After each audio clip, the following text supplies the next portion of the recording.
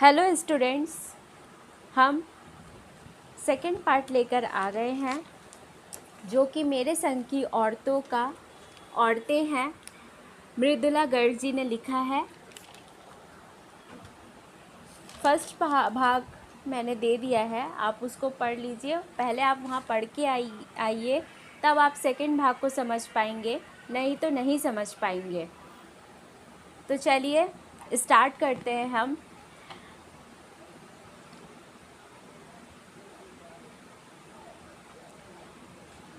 Start हम यहाँ से करते हैं।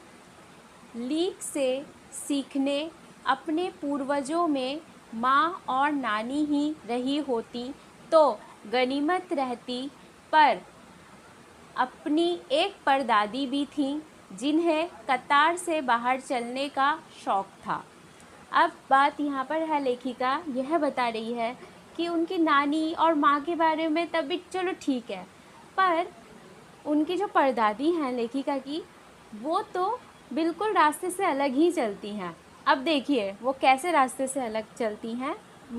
मृदुला जी ने किस बारे में बात की है उन्होंने व्रत ले रखा था कि अगर खुदा के फजल मतलब फजल मतलब दया, खुदा के दया से अगर खुदा के फजल से उनके पास कभी 2 से ज़्यादा धोतियाँ हो जाएंगी तो वह तीसरा दान कर देंगी। जैन समाज में अपरिग्रह मतलब संग्रह ना करना, मतलब किसी चीज़ को ज़्यादा नहीं रखना, संग्रह ना करना की सनक बिरादरी बाहर हरकत नहीं मानी जाती।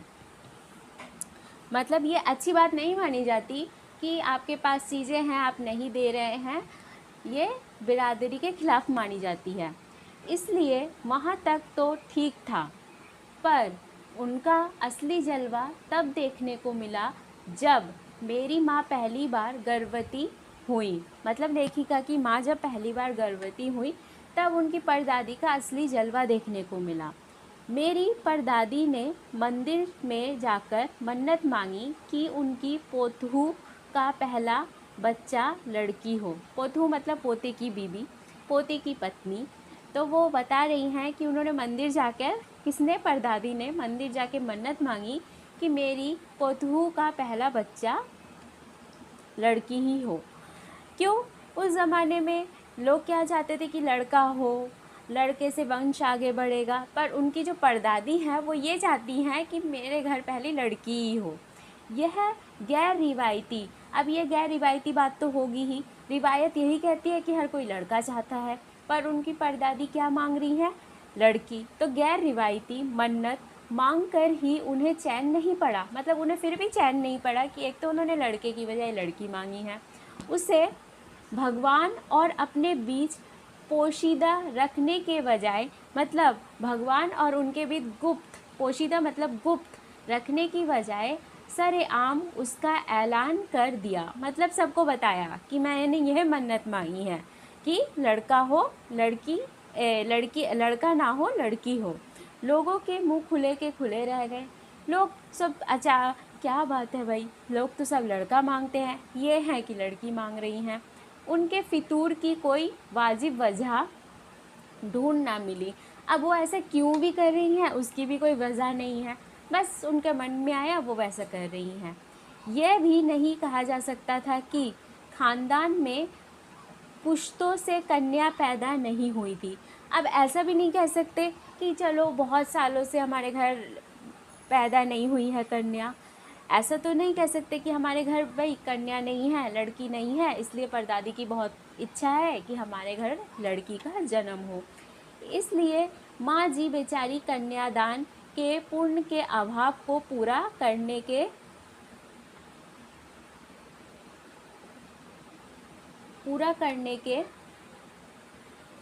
चक्कर में थी कि हाँ चलो कन्यादान का एक पुण्य मिलेगा, उसको पूरा करने के लिए एक मुझे परपोती मिल जाए तो फिर मैं उसका कन्यादान करूँगी। ऐसी भी बात नहीं है जो उन्होंने लड़की की मन्नत मांगी, क्योंकि पिताजी की ही नहीं क्योंकि पिताजी की नहीं, दादाजी की भी बहनें मौजूद थी। मतलब सिर्फ पिता की ही बेटियां नहीं थी, दादाजी की भी बेटियां थी, है ना।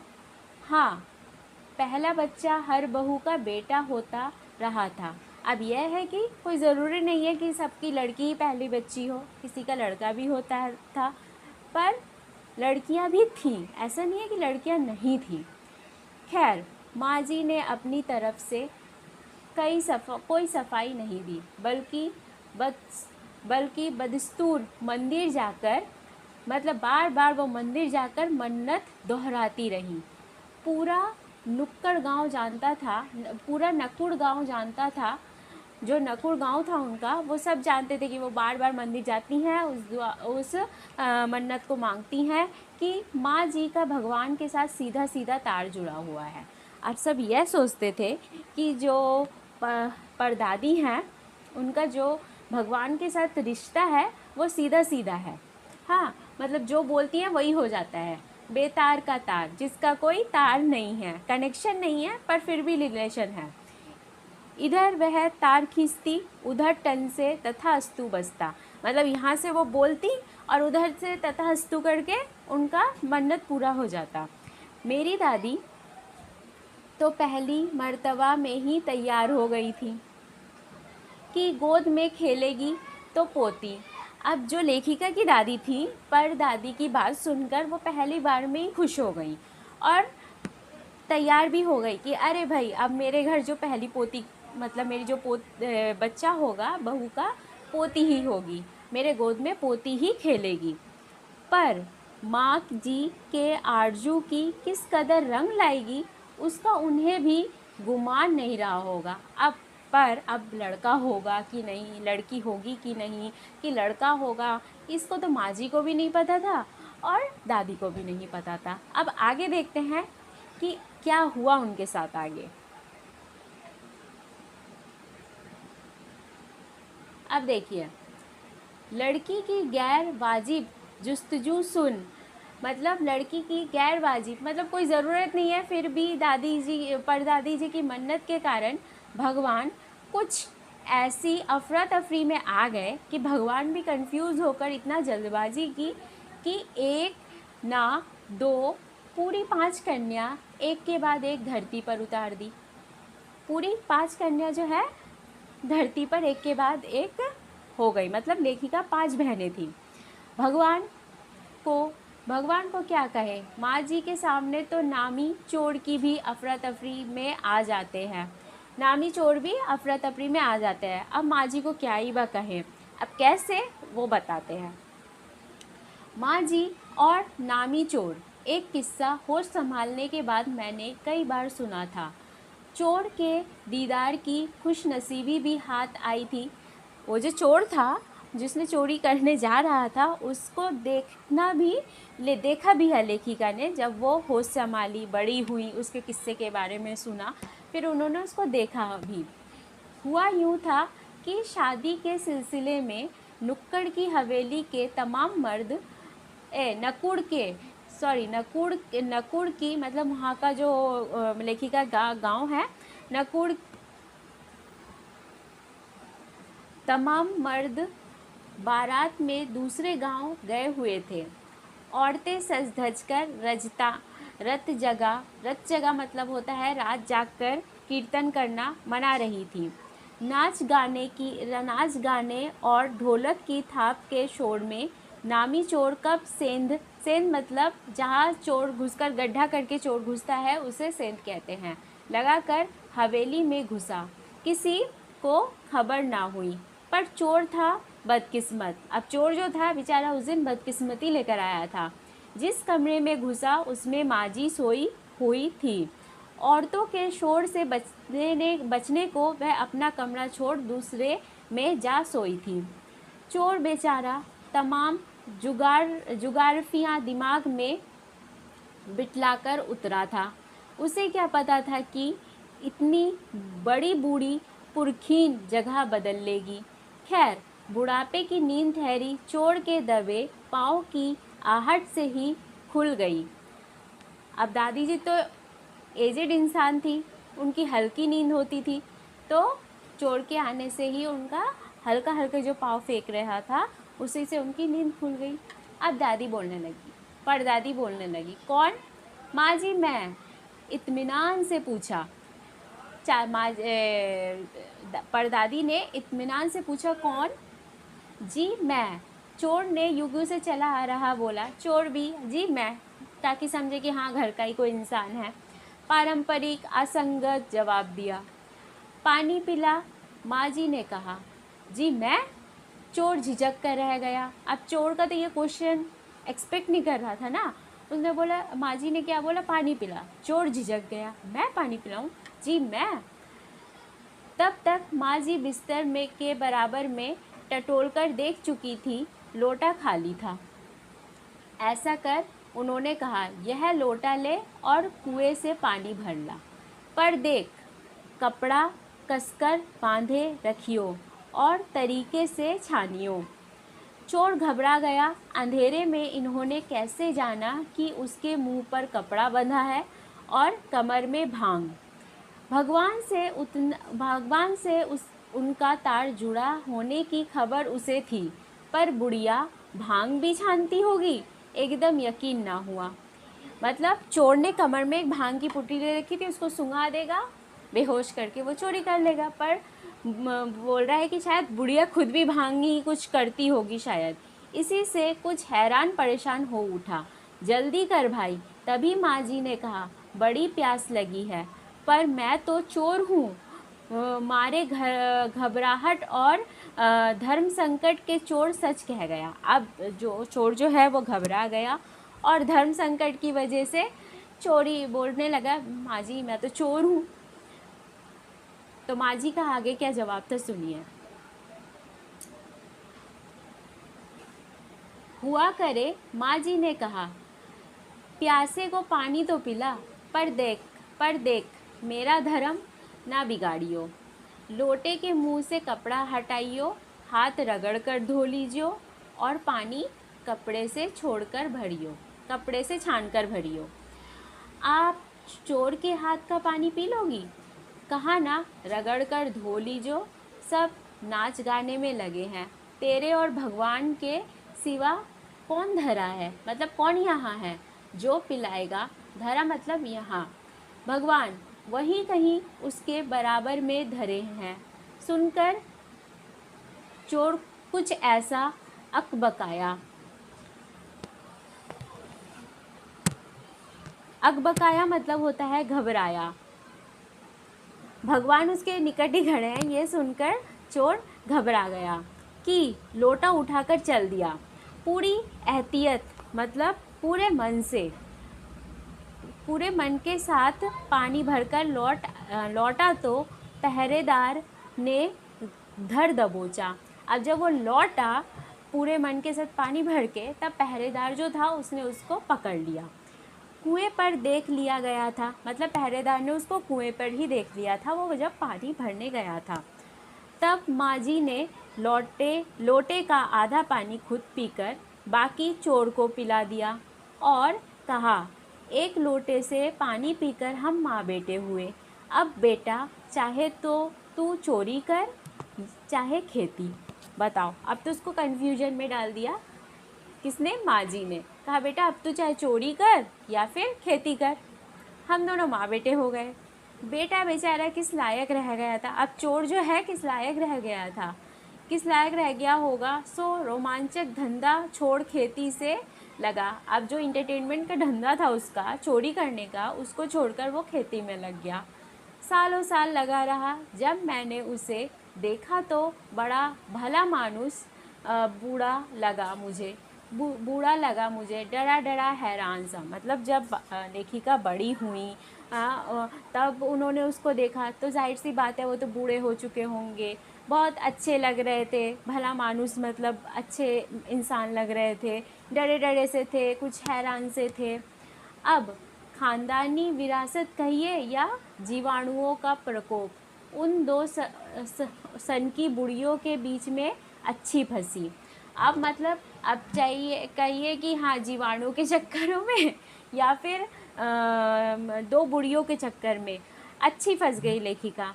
एक तरफ माँ जी के चलते अपने लड़की होने पर कोई हीन भावना मन में नहीं उपजी, मतलब कभी उनको ख़राब नहीं लगा कि मैं लड़की क्यों हूँ, किस लिए, माँ जी के चलते।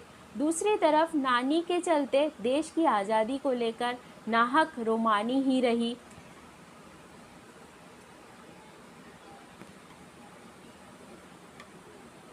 15 अगस्त 1947 को जब देश को आज़ादी मिली, या कहना चाहिए जब आज़ादी पाने का जश्न मनाया गया, तो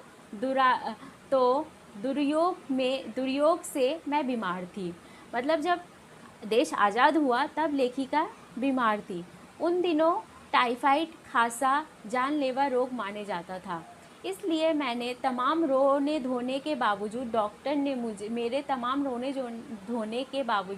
डॉक्टर ने मुझे इंडिया गेट जाकर जश्न में शिरकत करने की इजाज़त नहीं दी, क्योंकि डॉक्टर अपने नाना के परम मित्र, उनसे ज़्यादा नाना थे। इसलिए हमारे पिताजी जो बात बात पर सत्ताधारियों से लड़ते फिरते थे, चुप्पी साध गए।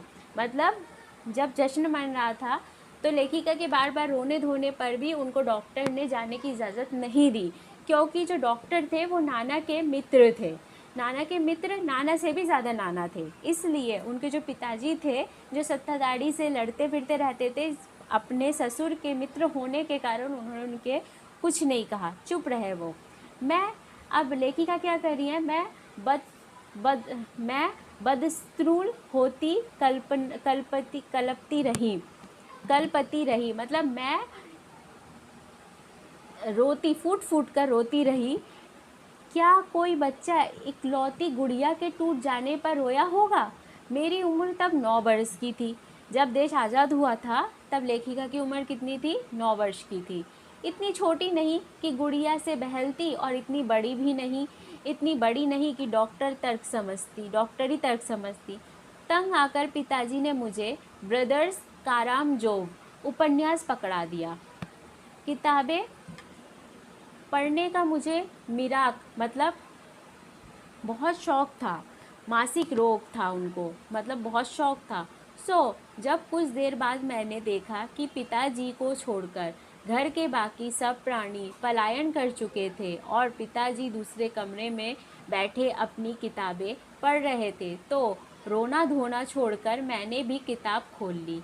एक बार शुरू कर लेने पर उनसे मुझे इतनी मोहलत, मतलब इतना टाइम, इतना फुर्सत नहीं दी कि दोबारा रोना शुरू करूं या कोई और काम पकड़ूं। इस वक्त ब्रदर्स कारामजोव मुझे देने में क्या तुक थी, तब मेरी समझ में नहीं आई। किताब कितनी समझ में आई वह अब तक नहीं जानती, क्योंकि उसके बाद इतनी बार पढ़ी कि सारे पाठ आपस में गड़बड़ हो गए। कितनी पहली बार में पल्ले पड़ा, कितनी बाद में, कहना मुश्किल है, पर इतना विश्वास के साथ कह सकती हूँ कि उसका एक अध्याय जो बच्चों पर होने वाले अनाचार अत्याचार पर था, मुझे पहली बार में ही लगभग कंठस्थ हो गया था। उम्र के हर पड़ाव पर वह मेरे साथ रहा और मेरे लेखन के एक महत्वपूर्ण भाग को प्रभावित करता रहा। मतलब वो जो किताब उन्होंने पढ़ी थी, जब उन्होंने लिखना शुरू किया तब भी उनको इम्प्रेस करता था, प्रभावित करता था। जैसे जादू का कालीन, मेरा नाटक, लेखिका का नाटक है जादू का कालीन, नहीं वह 3 किलो की छोरी जैसे कहानियाँ व कठगुलाब उपन्यास के कई अंश, ये सब लेखिका के लिखे हुए हैं। अब देखिए, माँ जी की मन्नत का असर रहा होगा कि मैं ही नहीं, मेरी चारों बहनें भी लड़की होने के नाते किसी हीन भावना का शिकार नहीं हुई। नानी माँ और परदादी का परंपरा बरकरार रखते हुए लीक पर चलने से भी इनकार किए रहीं। ठीक है, मतलब लेखिका को छोड़कर उनकी जो और बाकी की भी जो बहनें थीं, उनको भी कभी अफसोस नहीं हुआ होगा कि वो लड़की होकर इस दुनिया में क्यों जन्मी है। यही बात ही लेखिका ने यहाँ पर लिखी बताई है। पहली लड़की जिसके लिए मन्नत मांगी गई थी वह मैं नहीं, मतलब जिसके लिए जो उन्होंने भगवान से जाकर मन्नत मांगा था कि मेरी पुत्र बहू को लड़की हो, वो लेखिका नहीं है, लेखिका की बड़ी बहन है। मेरी बड़ी बहन मंजूला भगत थी। घर का नाम था रानी, बाहर का मंजूला। लेखिका अवतार हुआ मंजूला भगत, मतलब उनका घर का नाम क्या था, रानी, बाहर का नाम था मंजूला। लेखिका में जब उनका अवतार हुआ, मतलब लेखिका में जब वो आई तब उनका नाम था मंजूला भगत। क्योंकि लिखना शादी के बाद शुरू किया, क्योंकि इन्होंने लिखना शादी के बाद शुरू किया और अपना नाम बदलकर पति का ग्रहण करने में कोई हीन भावना आड़े नहीं आई। इन्होंने अपना नाम बदलकर अपने हस्बैंड का नाम भगत था, उनके टाइटल को उन्होंने यूज़ कर लिया, इसलिए पैदाइशी जैन नाम छोड़कर भगत बनी। मतलब ये लोग जैन थे, जैन छोड़कर ये बने भगत। दूसरे नंबर पर मैं थी, घर का नाम उमा, बाहर का मृदुला। मैंने भी शादी के बाद लिखना शुरू किया, सो बतौर लेखिका नाम चला मृदुला गर्ग। मुझे याद है जब हमने लिखना शुरू किया उससे कुछ पहले नारीवाद का चलन हुआ था। शादी के बाद नाम ना बदलने का रिवाज उसी ने चलाया था। मन्नू भंडारी का हवाला देखकर हमसे पूछा भी जाता था कि आप लोग इतनी पोंगापंती घर घुसू क्यों हो, नाम क्यों बदला। हमारे पास इसका कोई ढंग का जवाब नहीं होता था, अब भी नहीं है। पर नाम बदलने से अपने व्यक्तित्व का कोई नुकसान होते मैंने नहीं देखा। मतलब नाम के बदलने से अपने व्यक्तित्व पर कोई नुकसान हो, ऐसा कुछ भी नहीं है। तो उनके पास इसके लिए कुछ खास आंसर भी नहीं है। पूछने को तो पिताजी से लोग यह भी पूछते थे, 5 बेटियों से आपका मन नहीं भरा जो हर बेटी के 2-2 नाम रख छोड़े हैं। मुझसे छोटी बहन का घर का नाम गौरी और बाहर का नाम चित्रा। वह नहीं लिखती, उसका कहना है, वह मतलब वो जो चित्रा बहन थी उनकी, वो नहीं लिखती थी, वो लेखिका नहीं थी। उनका कहना था कि चित्रा का कहना यह था कि इसलिए नहीं लिखती क्योंकि घर में कोई पढ़ने वाला भी तो चाहिए। खैर, उसके बाद 4-5वीं बेटियां पैदा हुई तो पिताजी ने इतनी बात जमाने की सुनी कि उनका एक नाम ही रखा, रेनू और अचला। 5 बहनों के बाद एक भाई हुआ, राजीव। मज़े की बात यह है कि बीच की 2 बहनें ही लेखन से बची रहीं। अचला और राजीव फिर उसमें जा फंसे। अचला मुझसे 8 साल छोटी है और वक्त के बदलाव की लाज रखी हुई अंग्रेज़ी में लिखती है, पर राजीव फिर हिंदी के हवाले।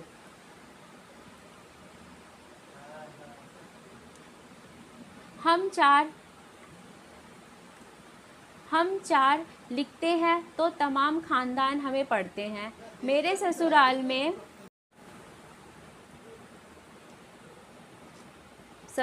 में मुझे कोई नहीं पढ़ता। इस तत्व को हजम करने में मुझे काफ़ी वक्त लगा, फिर उसके फ़ायदे भी नज़र आने लगे। कम से कम घर के भीतर तो मुझे हिंदी आलोचना बुद्धि से 2-4 नहीं होना पड़ता। खैर, मैं अपनी नहीं, उन आदेवियों की बात करना चाहती हूँ जो परदादी की मन्नत के नतीजे धरती पर आई और लेखक नहीं बनी। जो बनी उन्हें सांस लेने की ज़रूरत कुछ ज़्यादा हो। समझ में आता है जैसे मेरे पिताजी ने एक बार मंजूल से कहा, कोई दम नहीं घुटना, सांस लेने की ज़रूरत ही ज़्यादा है। पर यहाँ तो हम तो शेर तो गैर, लेखिका बहने सवा शेर। चौथे नंबर वाली रेनू का आलम यह था कि गर्मी की दोपहरी में स्कूल से वापस स्कूल से वापसी पर जब गाड़ी उसे और उससे छोटी बहन अचला को बस अड्डे से लेने जाती तो रेनू उसमें बैठने से इनकार कर देती। उसका कहना था कि यूँ थोड़ा सा रास्ता गाड़ी में बैठकर तय करना सामंतशाही का प्रतीक था, जो शायद था, पर साथ ही पिता के अतिरिक्त लाड़ का भी, और रसोइये को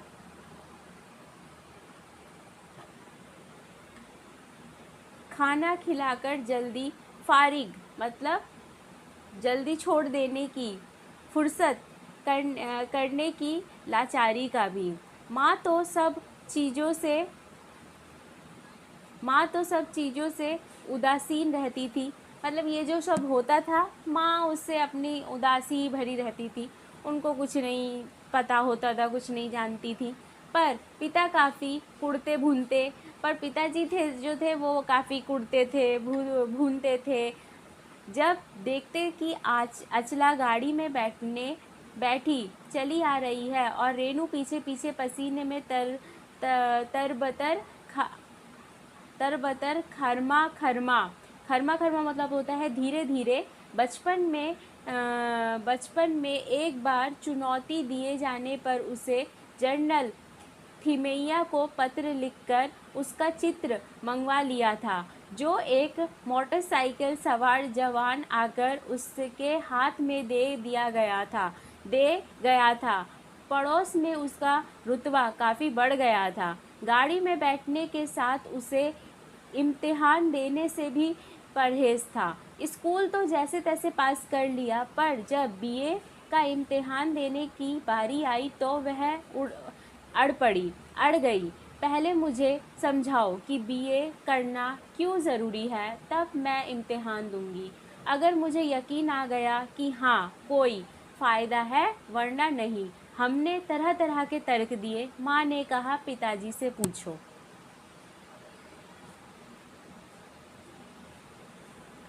पिताजी ने कहा, नौकरी कर पाओगी, शादी कर पाओगी, लोग इज्जत से देखेंगे, वगैरह वगैरह। कोई तर्क विश्वसनीय नहीं लगा, ना रेनू को ना खुद उन्हें। आखिर उन्होंने उसी कुतर्क का सहारा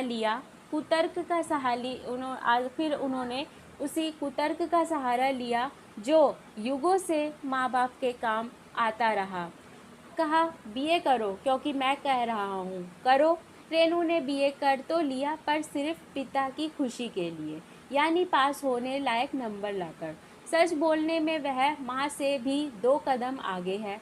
गनीमत यह है कि आधा समय उसके सच सुनकर लोग सोचते थे वह मजाक कर रही होगी, इसलिए बिना मेहनत वह लोगों को हंसाए रख लेती है। आज भी उसे कोई इत्र मतलब परफ्यूम, सेंट भेंट मतलब गिफ्ट करता है तो वह कहती है, नहीं चाहिए, मैं तो नहाती हूँ। तीसरी नंबर पर चित्रा है। वह कॉलेज पढ़ने तो जाती थी, पर खुद पढ़ने से ज़्यादा दिलचस्पी औरों को पढ़ाने में रखती थी, इसलिए इम्तिहान में उसके अंक कम और उसके शादिर्गों मतलब उसके साथ जो रहते थे के ज़्यादा आते थे। पर अपने यह सब चलता था। उसकी शादी का वक्त आया तो उसने एक नज़र में लड़का पसंद करके ऐलान कर दिया कि शादी करेगी तो उसी से। मुश्किल यह थी कि हमारे माँ बाप ही नहीं, खुद लड़का भी उसके निर्णय से वाकिफ़ नहीं था, पर उसका कहना था वह सोच लेती है उस करके रहती है। तो उसका शादी उसी लड़के से हुई। कोई मुश्किल पेश नहीं आई। आती क्यों? उसने कहा, मैंने पहली मुलाकात में ही उसे बतला दिया था कि मैं जो सोच लेती हूँ होकर रहता है। तो उसने बात आगे खींची ही नहीं, पहली मुलाकात में ही हथियार डाल दिया। अब है हम में सबसे छोटी बहन अचला काफ़ी दिनों तक कुछ कम खिसकी मालूम पड़ती रही। पिता का कहना मानकर पहले अर्थशास्त्र किया, फिर पत्रकारिता में दाखिला लिया, ढंग से पढ़ाई की, पास हुई, फिर पिता की पसंद से शादी भी कर ली, पर उसके आगे लीक पर नहीं चल पाई। घर बार में मन ज़्यादा रुचि नहीं और मंजलू और मेरी तरह उम्र के 30 बरस पार करते ही लिखने का रोग लग गया। ठीक है। एक बात हम में एक सी रही, घर वाला कोई परंपरागत तरीके से हमने भले ना चलाया हो, मतलब घर बार उन लोगों ने अच्छे से ना किया हो, उसे तोड़ा भी नहीं, उन्होंने उसको अच्छे से नहीं किया तो उसे कभी तोड़ने की कोशिश भी नहीं की। शादी एक बार की और उसे कायम रखा। सबने शादी एक बार ही की और उसको कायम भी रखा, चाहे तलाक के कागज़ पर खड़ी चली हो, पर कगार तोड़ डूबी नहीं। मतलब चाहे बात तलाक तक पहुंच गई हो, पर उससे आगे नहीं बढ़ने दिया, तलाक नहीं हुई। शायद इसलिए कि जैसा मैंने अपने पहले उपन्यास में लिख डाला था, हम सभी विश्वास करती रही होंगी कि मर्द बदलने से कोई प्रयोजन सिद्ध नहीं होता। घर के भीतर रहते हुए भी अपनी मर्जी से जी लो तो काफ़ी है। शादी के बाद मैं बिहार के ऐसे छोटे कस्बे डालमिया नगर में रही, जहाँ मर्द औरतें चाहे पति पत्नी क्यों ना हो, पिक्चर देखने भी जाते तो अलग अलग दरबों में बैठते, मतलब अलग अलग जगह पर बैठते। मैं दिल्ली से कॉलेज की नौकरी छोड़कर वहाँ पहुँची थी और नाटकों में अभिनय करने की शौकीन रही थी। मैंने उनके चलन से हार नहीं मानी। साल भर के भीतर उन्हीं शादीशुदा औरतों को पराए मर्द के साथ नाटक करने के लिए मना लिया। अगले 4 साल तक हमने कई नाटक किए, अकाल राहत कोष के लिए। उन्हीं के माध्यम से पैसा भी इकट्ठा किया। वहाँ से निकली तो कर्नाटक के और भी छोटे कस्बे बागलकोट में पहुँच गई। तब तक मेरे 2 बच्चे हो चुके थे जो स्कूल जाने लायक उम्र पर पहुँच रहे थे, पर वहाँ कोई ढंग का स्कूल नहीं था। लोगों की राय पर मैंने पास के कैथोलिक बिशप से दरखास्त की कि उनका मिशन वहाँ के सीमेंट कारखाने की आर्थिक मदद से हमारे कस्बे में एक प्राइमरी स्कूल खोल दे। पहले उन्होंने कहा चूँकि उस प्रदेश में क्रिश्चियन जनसंख्या कम थी, इसलिए वह वहाँ स्कूल खोलने में असहमत थे। मैंने गैर क्रिश्चियन बच्चों को भी शिक्षा पाने के लायक सिद्ध करते हुए अपना इसरार जारी किया। इसरार मतलब आग्रह। तब उन्होंने कहा हम कोशिश कर सकते हैं, बशर्ते आप हमें यकीन दिलाएं कि वह स्कूल अगले 100 वर्षों तक चलता रहेगा। मुझे गुस्सा आ गया। मैंने कहा स्कूल की छोड़िए, किसी के भी बारे में यकीन नहीं दिलाया जा सकता कि वह अगले 100 बरस तक चलेगा। वह भी गुस्सा खा गए। बोले खुदा का लाख शुक्र है बच्चों के ना पढ़ पाने की समस्या आपकी है, मेरी नहीं। बात कड़वी थी पर 100% सच के आगे सिर झुकाने की हमारी बचपन की आदत थी। सो मैंने तय किया कि मैं खुद अंग्रेज़ी, हिंदी, कन्नड़ 3 भाषा पढ़ाने वाला प्राइमरी स्कूल वहाँ खोलूँगी और कर्नाटक सरकार से उसे मान्यता भी दिलवाऊँगी। वहाँ के अनेक मेहनती और खिसके लोगों की मदद से यह व्रत पूरा हुआ। मैंने बच्चे तथा अन्य अफसरों के बच्चे उसी स्कूल में पढ़े। बाद में मेरे बच्चे और अन्य बच्चे भी उनके उसी स्कूल में पढ़े। बाद में अलग अलग शहरों के अलग अलग ख्यात स्कूलों में दाखिला भी पा गए। ऐसे अनेक मौके आए जब मैंने अपने ज़िद्दीपन के नमूने पेश किए, पर सबसे ज़्यादा उसने मंच पाया मेरे लेखन में, जो शुरू से अब तक लीक से खिसका अपनी राह खुद तलाशता रहा है। पर सब कुछ कर लेने पर भी मैं अपनी छोटी बहन रेनू के मुकाबिल नहीं पहुंच सकती। 1950 के अंतिम दौर में एक रात दिल्ली में एक साथ 9 इंच बारिश हो गई। दिल्ली की खासियत यह रही है कि थोड़ी पानी बरसते ही वहाँ के नाले पर नालों में बाढ़ आ जाती है, पुलों के नीचे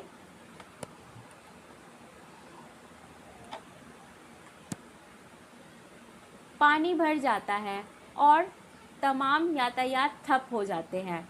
इस कयामती बारिश के बाद तो सरकारी दफ्तर के पहले तल्लों से फाइलें पानी में तैर आई थी। अगली सुबह किसी तरह का कोई वाहन सड़क पर नहीं निकला था। जाहिर है कि रेनू के स्कूल की बस भी उसे लेने नहीं आई। रेनू ने कहा, कोई बात नहीं, मैं पैदल चली जाऊंगी। सबने समझाया, स्कूल बंद होगा, मत जाओ। उसने कहा, आपको कैसे पता? इस सवाल का माकूल मतलब अच्छा जवाब किसी के पास नहीं था। हमारे यहाँ फ़ोन ज़रूर लगा हुआ था, स्कूल में भी रहा होगा, पर बारिश के चलते वह ठप पड़ा हुआ था। तो रेनू अकेली पैदल स्कूल चल दी। गनीमत यह थी कि बारिश एक मुश्त बरस लेने के बाद थम गई थी। सड़कों पर पानी था और बरस नहीं रहा था। तो रेनू 2 मील पैदल चलकर स्कूल पहुंची। जैसे हमने कहा था, वह बंद था। चौकीदार रेनू को देखकर दंग रह गया, पर रेनू को कोई मलाल नहीं था। वह वापस 2 मील चलकर घर पहुंच गई। सबने कहा, हमने पहले ही कहा था।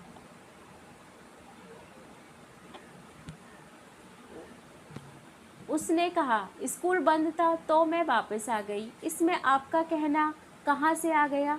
सोचती हूँ कैसे रोमांच का अनुभव हुआ होगा उसे उस दिन। जगह जगह पानी से लब करते सुनसान शहर में निचाट अकेले अपनी धुन में मंजिल की तरफ चले जाना। सच, अकेलेपन का मज़ा ही कुछ और है। प्यारे बच्चों, आज हमने पाठ को कंप्लीट किया। मेरे संग की औरतें मृदुला गर्ग जी ने जो लिखा है उसको हमने कंप्लीट किया है। नेक्स्ट मैं अब आपको क्वेश्चन आंसर बताऊंगी।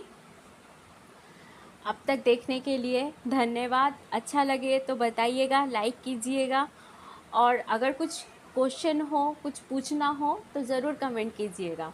Thank you.